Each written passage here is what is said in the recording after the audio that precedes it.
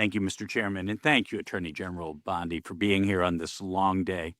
And I want to thank you most of all for your leadership in your whole career defending victims. And now I want to take a moment to talk about you protecting victims from a different kind of child abuse, that medicalized child abuse that goes under the banner of gender-affirming care, that far too many of my Democrat colleagues enthusiastically support and unapologetically support. Shortly after returning to office, President Trump signed an executive order directing HHS to review the clinical evidence and determine whether sex-rejecting interventions caused more harm than good. HHS reached the same conclusion that the UK and Finland and Sweden reached, that the risks are serious and that imposing this so-called care on minors was not appropriate.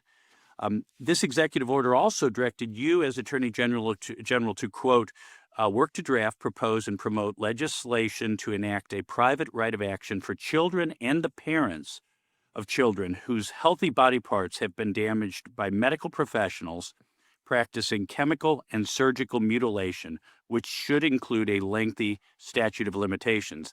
Last September, you transmitted that bill to Congress. It has been my honor to introduce that bill as the Chloe Cole Act. We named the bill after Chloe Cole, who sat where you're sitting just a few years ago on her 19th birthday.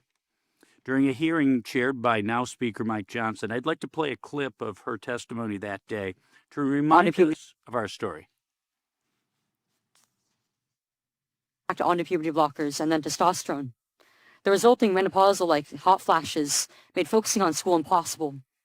I still get joint pains and weird pops in my back, but they were far worse when I was on the blockers.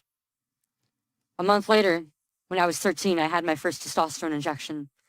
This caused permanent changes to my body. My voice will forever be deeper, my jawline sharper, my nose longer, my bone structure permanently masculinized, my Adam's apple more prominent, my fertility unknown. I look in the mirror sometimes and I feel like a monster. I had a double mastectomy at 15. They tested my amputated breast for cancer. And I was cancer-free, of course. I was perfectly healthy. There was nothing wrong with my still developing body or my breasts, other than that, as an insecure teenage girl, I felt awkward about it. After my breasts were taken away from me, the tissue was incinerated. Before I was able to legally drive, I had a huge part of my future womanhood taken from me. I will never be able to breastfeed. I struggle to look at myself in the mirror at times. I still struggle to this day with sexual dysfunction. And I have massive scars across my chest, and the skin grafts that they took of my nipples are weeping fluid today. And they were grafted into a more masculine positioning, they said. Chloe testified that day that what she needed was mental health therapy, but she never received it. And she was not suicidal until after they did these horrible things to her. She pleaded with Congress to act so that future children would not suffer what she did. Last week was a major turning point in for these medical malpractice claims when a detransitioner was the first to successfully hold doctors liable with a $2 million settlement for what they did to that poor girl. Just days later, the American Society of Plastic Surgeons announced that they would no longer do transgender surgeries on minors, and the AMA followed suit. This proves that if the bill your DOJ drafted were passed into law, these barbaric practices would end immediately, because all victims would be able to hold those who harm them accountable. Could you share with us a little bit about your work in advocating for victims like Chloe and what a private right of action would mean for victims like her and their families? Yes, and first, Congressman, thank you for championing this bill.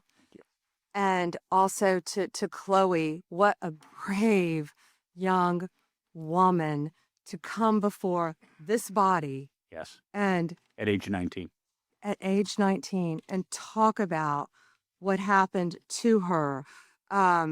It's not about just giving relief to children who have been harmed. It allows victims whose healthy body parts have been damaged to seek relief and obtain relief. And thanks to you, and we are proud to work hand in hand with you on this issue. And I think it's pretty sad none of your colleagues on the other side of the aisle even brought that up. But I hope they support this to Well- protect all children throughout this country.